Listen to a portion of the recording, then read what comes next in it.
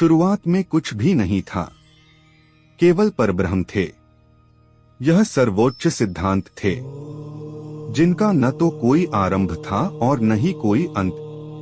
परम वास्तविकता जो पूरी तरह से अवर्णनीय थी, अनंत क्षमता वाला दिव्यसार, कारण और प्रभाव एक में विलीन हो गए। कालातीत, असीम, स्वयं निर्मित और स्वयं में निहित। इसका न तो कोई रूप था, न ही यह निराकार था। विचारों और इंद्रियों की पहुंच से परे शुद्ध चेतना, एक उत्प्रेरक जो अपरिवर्तनीय था, फिर भी यह हर बदलाव को सामने लाता था। यह केवल तभी संभव हुआ जब परब्रह्म ने इच्छा की, जिससे भौतिक ब्रह्मांड का निर्माण शुरू हुआ। एक ऐसा ब्रह्मांड जो अब प्रकट होगा, अवलोकनीय, खोज योग्य, पहचाने जाने योग्य। परब्रह्म की इस इच्छा ने एक कंपन पैदा किया, जिसने पहली ध्वनि को जन्म दिया, और यह ओम था। वह ध्वनि जिसमें सभी ध्वनियां समाहित थीं, और सबसे पहले महातत्व बना, या वह मूल तत्व जिससे 3 गुण या 3 विशेषताएं उत्पन्न हुई। सत्व गुण संरक्षण को दर्शाता है, रजस गुण क्रिया को दर्शाता है, और तम गुण विनाश को दर्शाता है। इन तीनों गुणों के परस्पर क्रिया से पंचतत्व या 5 भौतिक तत्व सामने आए। वायु, जल, पृथ्वी, अग्नि, आकाश। साथ मिलकर उन्होंने प्रकृति या स्वभाव को प्रकट किया। गुणों ने 5 इंद्रियों को भी जन्म दिया। दृष्टि, श्रवण, स्पर्श, गंध, स्वाद। इनका निर्धारण 5 इंद्रियों द्वारा किया जाएगा, जो मन द्वारा नियंत्रित होंगी। पदार्थ के साथ बोध उत्पन्न हुआ।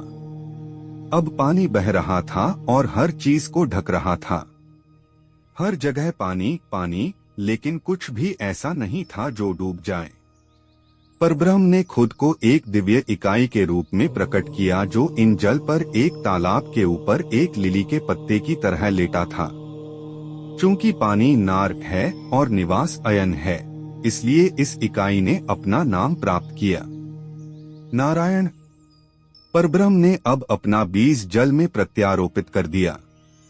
इस प्रकार निषेचित होकर जल ने बीज को पोषित किया और समय के साथ एक अंडा उत्पन्न किया।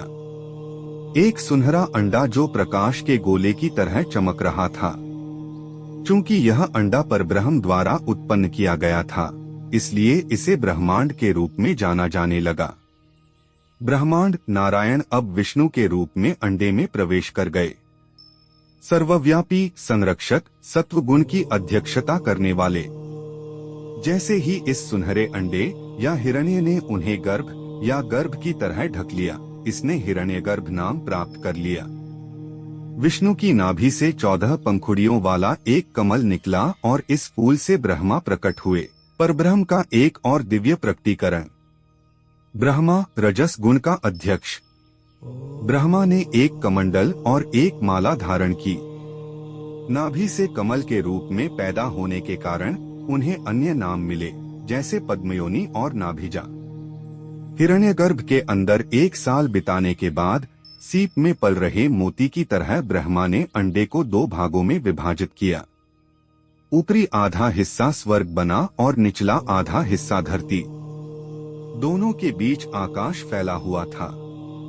ब्रह्मा ने चक्र शुरू किया था और उन्हें पता था कि यह आखिरकार कैसे खत्म होगा।